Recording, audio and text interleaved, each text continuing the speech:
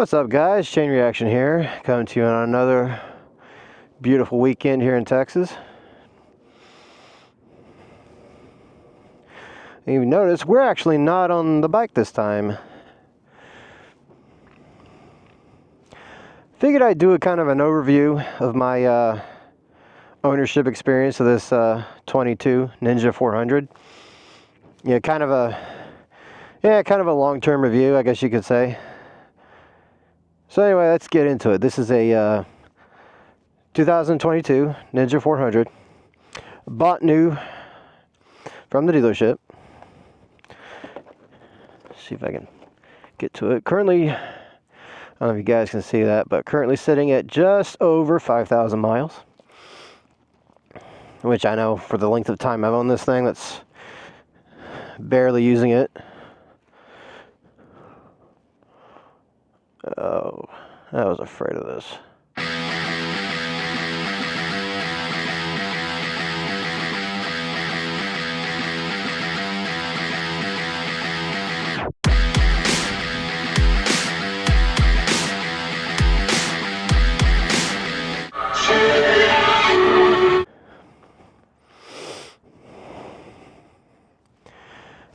Just kind of spitballing. I wonder if one of the aspects that the HR departments at police departments look for in candidates is just general busybodiness. But, I mean, he pulled in here to check on me, so I guess I can't bitch too much. Yeah, anyway. See, man, that's one thing I can say I guess most other sport bike guys can't say. My interactions with police have generally been positive. Anyway, like I said, 22 Ninja 400, 5,000 miles. I've had it for 2 years, and yeah, I know, that's basically not riding it at all. But, it spent the first 6 months of my ownership of it basically in a storage unit, and I plan on doing a video on that later, just kind of my general journey. But anyway, as you can see, we've got it in the KRT livery. This is not a KRT edition, actually. The original fairings of this bike were the matte blue with the highlighter yellow high-vis accents. And it was the only one I could find available when I was shopping. I really wanted a KRT edition, so I went ahead and bought a set of aftermarket fairings. And all I got to say on that is, if you're going to go that route, buyer beware. I mean, I'd go with a more reputable outfit like MTC or Monster.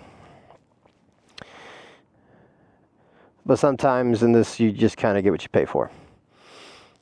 So, what all do I have done to this thing? We're going to start up here.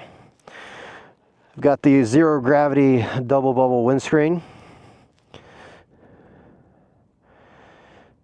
I mean, aesthetically, I personally think it looks pretty good. But I'm planning on switching it out with the Zero Gravity's Corsa in the future.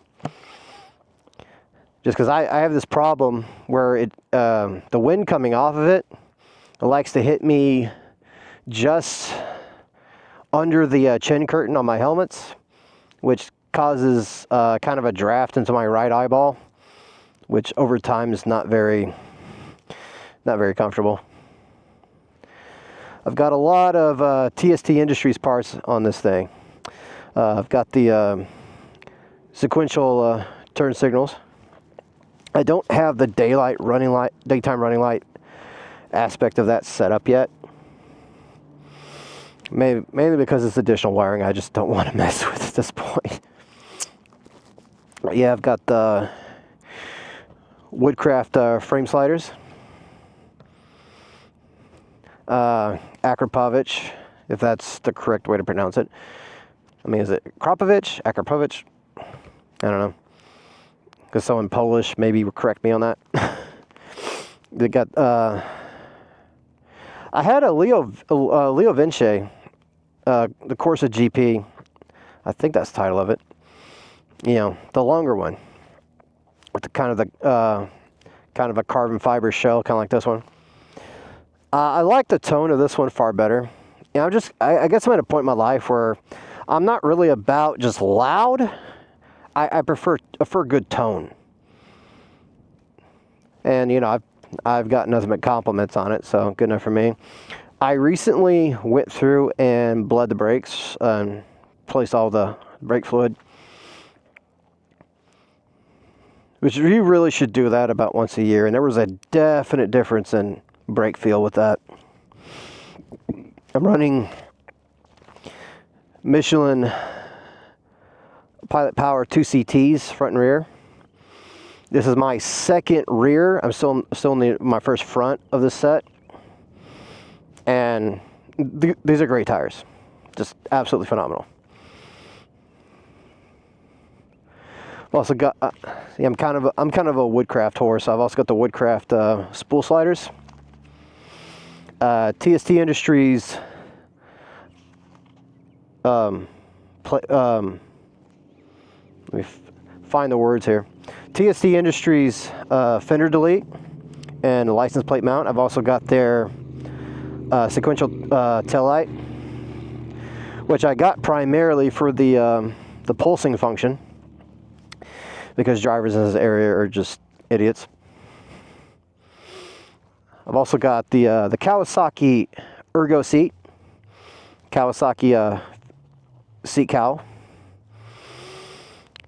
The main difference in this one is it's a bit thicker, and don't quote me on the exact difference, than the stock seat. Because the stock seat, I mean, you got about 20 minutes of riding and a go before your ass is ready to get off. With this, I could put several hours on the saddle before I end up dealing with what they call monkey butt. I mean, drivetrain wise, it's still pretty much factory. I'm still on the original sprocket and chains. I have my shifter set up for GP shift, not because I'm a MotoGP cosplaying Rossi fanboy or anything. It's just I find it simpler than standard shift. It just I saw a video on it and I was like, I kind of want to try that. I tried it and it just felt right to me. So that's why I'm still running that. Come up to the handlebars. I'm running the ASV billet levers, which again, I didn't really buy it for the Farkle aspect, mainly for the adjustability, because my hands are a lot like me, short and fat. I also did the reflector delete and the quad lock phone mount with the vibration dampener, because apparently iPhones, the cameras in iPhones don't particularly care for a whole lot of vibration. So yeah, that's the general mod overview on this bike.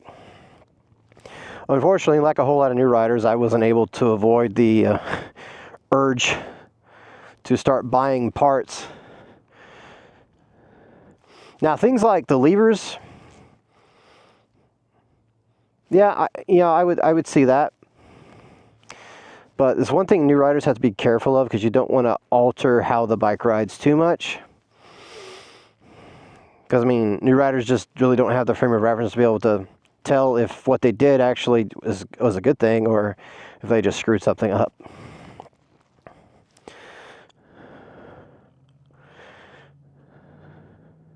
So anyway, that is a basic overview on this bike, and I'll catch you guys when we're back on the road.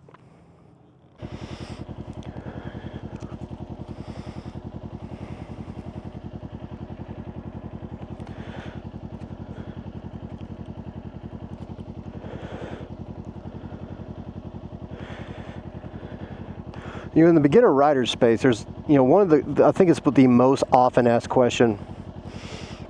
What's a good first bike?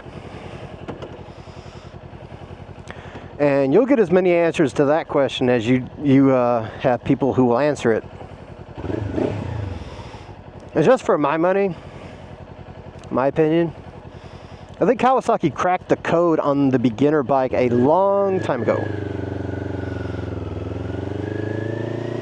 I mean, this thing is a lot like the old Ninja 250, just better. And there's a reason this thing is kind of ended up being the Miata of bikes. You get down to it.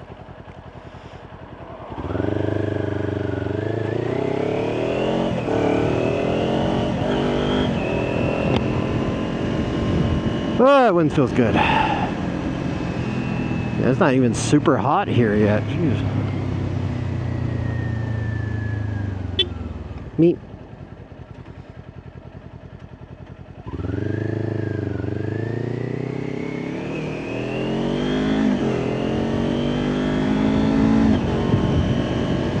I mean, it's very comfortable for a sport bike. Handles pretty good. Brakes are decent. And the engine and the power and acceleration, well, I mean, it's what you can expect from a 400cc. It's adequate. And what I think, what's my general opinion of this bike? Now, I'm still riding it, so that ought to tell you what my opinion is. It's a great machine. Do I want to step up to something like a ZX6R or a Gixxer 750 in the future? Oh, definitely. But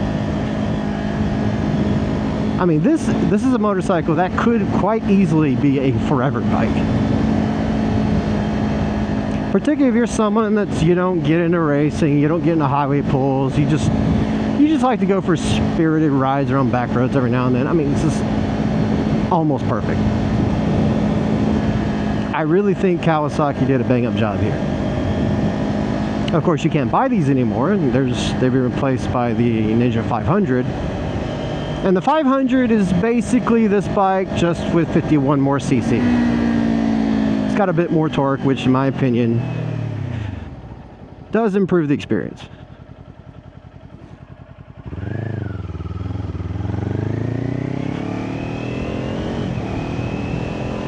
I actually got a chance to ride one time. I had to go rescue a brand new baby biker who dumped it during a turn. There was a little bit of gravel in the intersection, and I guess he had the throttle in full crank when he hit it, and you know, down he went.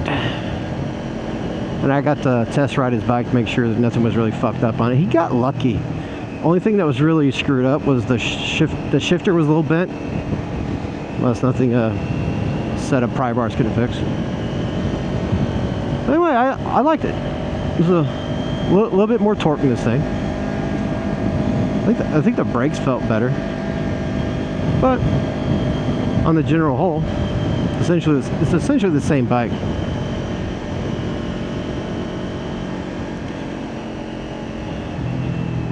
When you really get down to it, Kawasaki's beginner motorcycle hasn't changed that much since the introduction of the Ninja 250 all those years ago.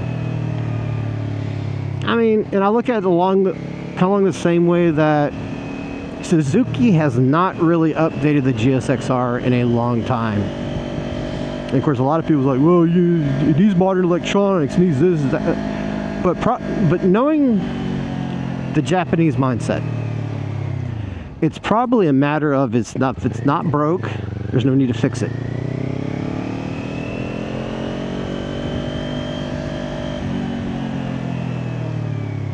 And for all that it's considered to be behind the times, the GSX-R is still a really good contender. And the same can be said about this bike. I mean, it's been superseded by the 500. It's essentially the 300 with a larger engine. But sometimes you don't really need to update things just for the sake of updating it. At least that's my take. So, would I recommend this motorcycle to any baby bikers first coming into the scene? Absolutely. Matter of fact, whenever I see social media posts where people are asking about beginner bikes, I don't hesitate. Ninja 400 all day. It's got enough power, but not too much. And really, its lack of torque versus the 500, in my opinion, it actually works out in its favor regarding new riders. I don't consider the R7 to be a beginner bike, just based on how much the torque it makes. But that's my opinion. Others are free to disagree.